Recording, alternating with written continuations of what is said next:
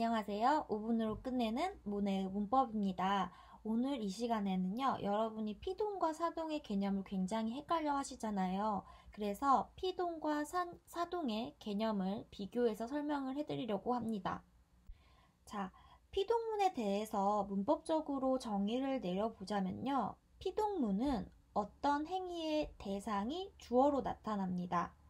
그리고 행위의 주체가 부사어로 나타나거나 생략이 됩니다. 사동문은 어떤 참여자가 다른 참여자에게 영향을 미쳐서 어떤 행위를 일으킴을 표현한 문장이라고 봅니다. 단순하게 말해서 피동은 주어가 어떠한 행위를 당하는 것이고 사동은 주어가 어떤 다른 사람에게 어떤 행위를 시키는 것이다. 이렇게 정리를 하면 될 것 같아요. 피동은 당하는 것, 사동은 시키는 것. 이렇게 이해하시면 훨씬 더 쉽습니다. 그런데 어떻게 피동과 사동을 구분해야 되나요? 라고 물어보는 경우가 생기는 까닭은요. 우리가 어떤 문장을 봤을 때 순간적으로 이게 피동문인지 사동문인지 헷갈리는 경우가 있어요. 아까 말했듯이 피동문은 행위의 주체가 생략될 때가 있기 때문에 이때 사동문이랑 헷갈릴 수 있다고 저도 생각을 하거든요. 자, 그러면 어떻게 피동문과 사동문을 구별할 수 있냐면 문장적으로 서술어 자릿수가 변동이 됩니다. 피동문은 능동문에서 서술어의 자릿수가 하나 줄고요. 사동문은 자릿수가 하나 늘어납니다.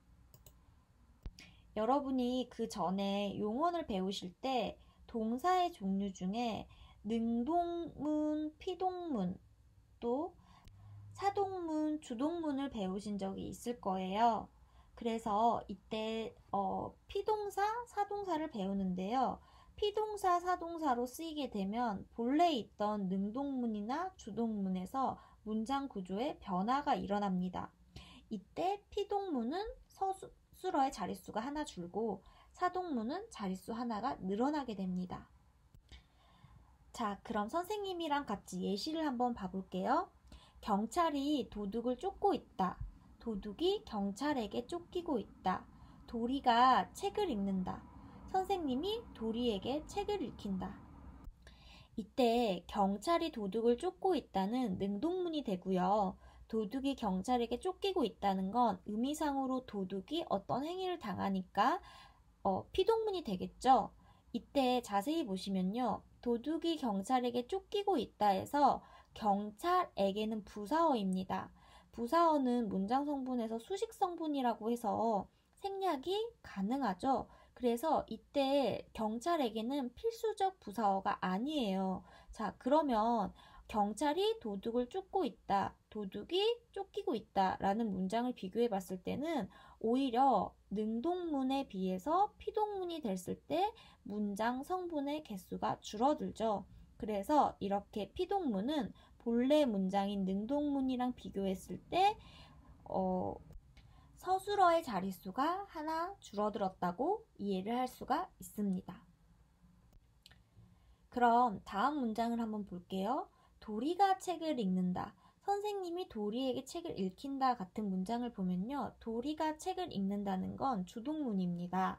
도리라는 주체가 능동적으로 행동을 하고 있죠. 그런데 선생님이 도리에게 책을 읽힌다는 건 선생님이라는 주어가 다른 행위의 대상인 도리에게 어떤 책을 읽히는 행위를 시키는 거죠.